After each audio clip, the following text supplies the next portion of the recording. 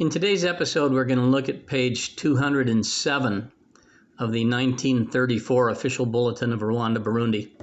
It contains a court docket, or a summary of the decisions of the civil court, and it reveals some very interesting things. We're going to look at the names, and we're going to see that they aren't any of them Burundian, that they are in fact Arabs and Greeks and perhaps an Englishman and maybe a Belgian or French or two. That's interesting to note.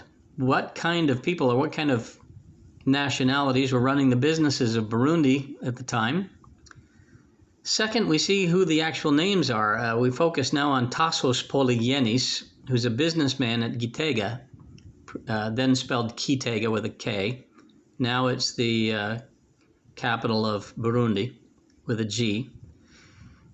And that leads us to discover that there is a nice blog, greeksofafrica.blogspot.com, that names him and tells that he moved to Gitega in 1911, was in business for a few years before the war broke out, and then arrested by the Germans in 1915.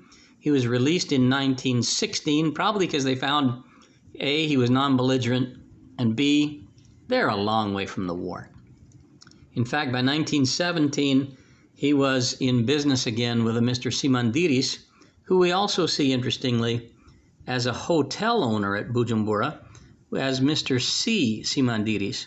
Well, the blog says that he was in partnership with Akindinos Simandiris, another member of the family, and that they, in part, ran the business of providing the supplies necessary to the German army there.